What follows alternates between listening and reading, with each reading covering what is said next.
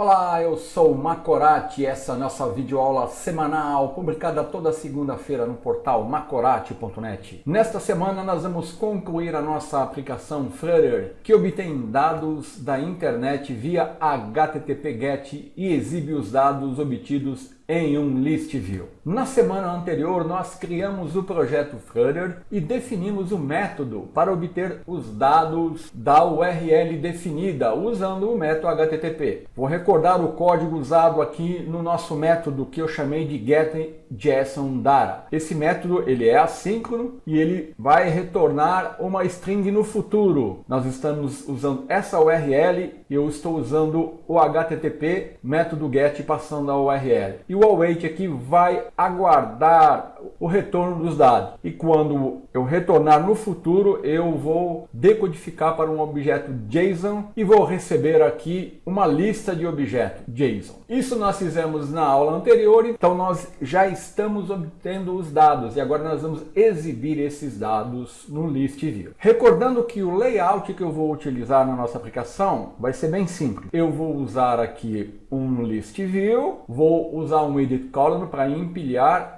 as imagens e os dados que eu vou receber, vou usar um box decoration para criar uma caixa e vou usar o cached network image para exibir a imagem. E no list tile que eu vou usar também eu vou exibir o texto. Então eu vou ter texto e imagem. Uma prévia pode ser vista aqui na imagem ao lado, onde eu tenho a imagem, a descrição e o número de likes que eu vou exibir. Então eu vou abrir um navegador e eu vou copiar a URL que eu estou utilizando para nós entendermos como vamos navegar nos dados. Então essa é a URL, ele vai me retornar os dados nesse formato. Observe que aqui eu vejo os dados crus, né? Então observa que eu tenho aqui chaves e colchetes. A sintaxe JSON, as chaves servem para criar ou referenciar objetos e os colchetes servem para criar e referenciar arrays. Então aqui, vou colocar no formato JSON, eu tenho aqui um array de objetos representado por esses colchetes. A hora que eu abrir aqui, eu vou ter aqui os objetos envolvidos por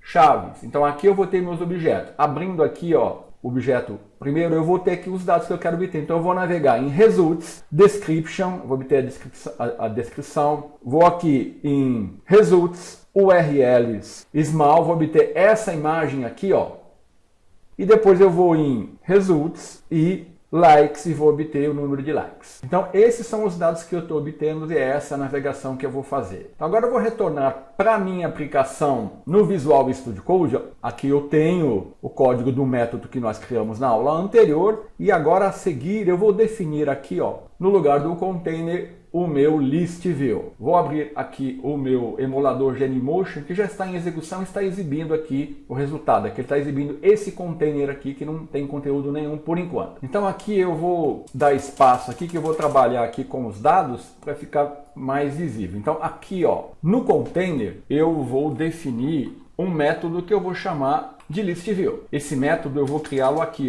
no Flutter. Quando eu uso o underline eu estou querendo sinalizar que esse é um método privado. Então eu vou definir um list view. Nesse list view ele vai me retornar um list view e eu vou usar o list view builder, que é o construtor indicado quando eu tenho um grande número de itens que eu quero exibir. Aqui então eu vou precisar definir o item count, que vai informar o número de itens, vai dar uma ideia para o list view, para o construtor builder, quantos itens ele tem que trabalhar. Então essa informação vai ser os meus dados que foram recebidos aqui em data e vai ser o tamanho desses dados. Eu vou usar a propriedade length. Só que aqui, se eu usar apenas assim, se por algum motivo isso aqui for nulo, eu vou ter um erro na minha aplicação. Então a forma melhor de tratar esse tipo de informação é usar o operador de expressão condicional do data. Então aqui eu vou fazer assim: se data for igual a null, eu vou usar o operador e eu vou exibir 0. Caso contrário, eu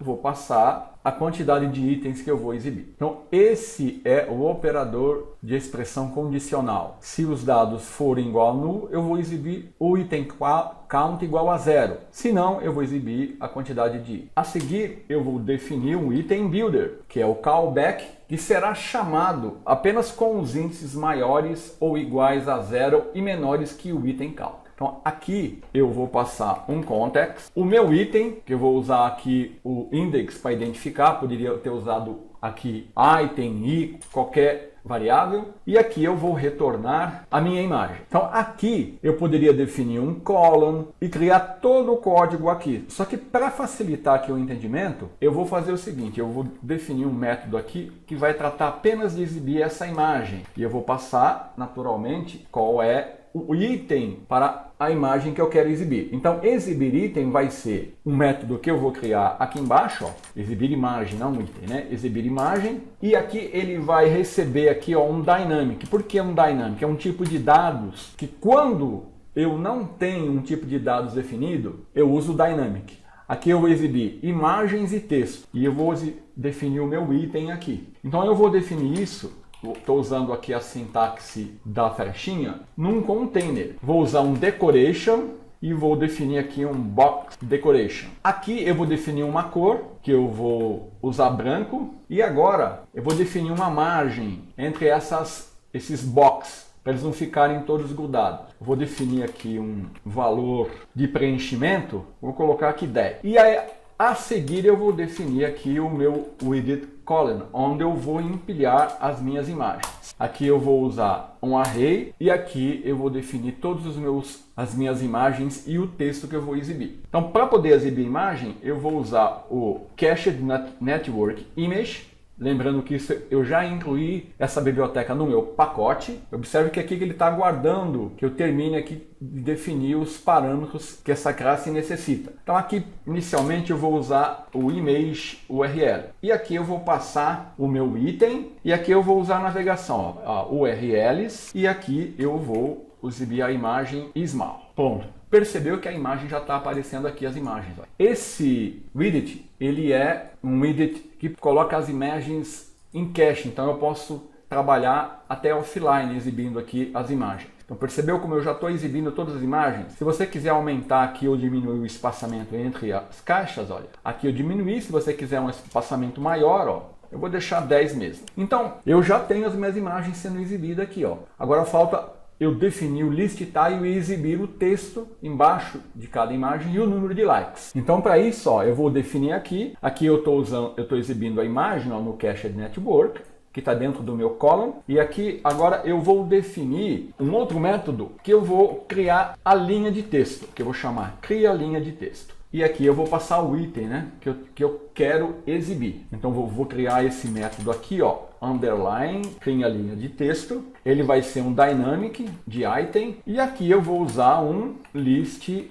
Aqui eu vou exibir um title, vou usar um texto. E aqui eu vou exibir a descrição. Então, para mim obter a descrição, eu dou item, vou lá em description. E depois eu vou exibir aqui, ó, um subtítulo, que vai ser, vou usar um tag e vou exibir aqui o texto like, 2 pontos, vou colocar um mais aqui, ó, e vou colocar o meu item que eu quero exibir, likes, e aqui eu tenho que dar um toString, porque isso aqui é um valor numérico. E com isso eu concluí. Perceba que ele tá indicando um erro aqui. Por quê? Porque a descrição, ela nem sempre é obrigatória. Então, nos dados eu tenho valores para descrição que são nulos. Então, aqui eu vou ter que usar o meu operador de expressão condicional do Dart. Então, aqui eu vou fazer assim, ó. Se esse valor for igual a null, então eu vou exibir um espaço vazio. Caso contrário, eu vou exibir a descrição. Percebeu como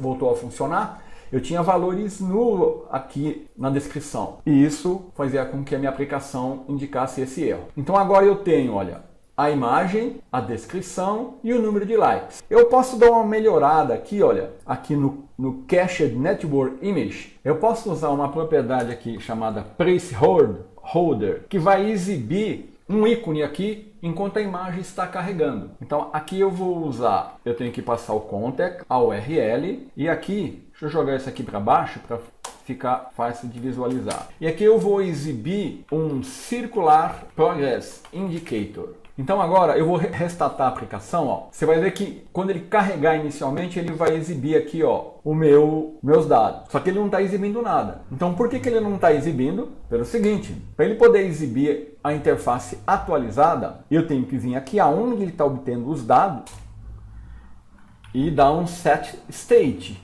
indicando que o meu estado mudou. Então agora se eu restartar, você vai ver o ícone de Progress Indicator exibindo aqui quando as imagens estiverem carregadas. Olha lá, percebeu? Eu posso também, só para encerrar, usar aqui uma outra propriedade do Cached Network Image, que é quando, se houver algum erro em carregar uma imagem, eu vou exibir um ícone aqui. Então aqui eu faço da mesma forma que eu usei no Press Hold, eu passo o contexto, a URL, deixa eu jogar isso aqui para baixo, e aqui eu vou exibir um icon de erro. Aqui ele está reclamando porque faltou informar aqui, ó, o erro. E aqui, para concluir, eu posso definir aqui uma propriedade Fade Out Duration, que vai me indicar a duração. Ele vai dar um efeito aqui da imagem desvanecendo. Eu vou colocar aqui, ó, seconds igual a 2. E vou dar um Fade In Duration, que vai definir uma duração para quando a imagem estiver aparecendo gradualmente aqui. Então vou dar seconds igual a 3. Então agora eu já tenho aqui em exibir imagem o meu Cached Network Image exibindo a imagem. Agora eu vou restartar e você vai ver que ele vai exibir aqui os efeitos de... Olha lá. Percebeu o Fade Out e o Fade In? Então dessa forma nós temos a nossa aplicação completa, onde nós obtivemos dados da internet usando o HTTP GET e estamos exibindo no ListView. Até a semana que vem.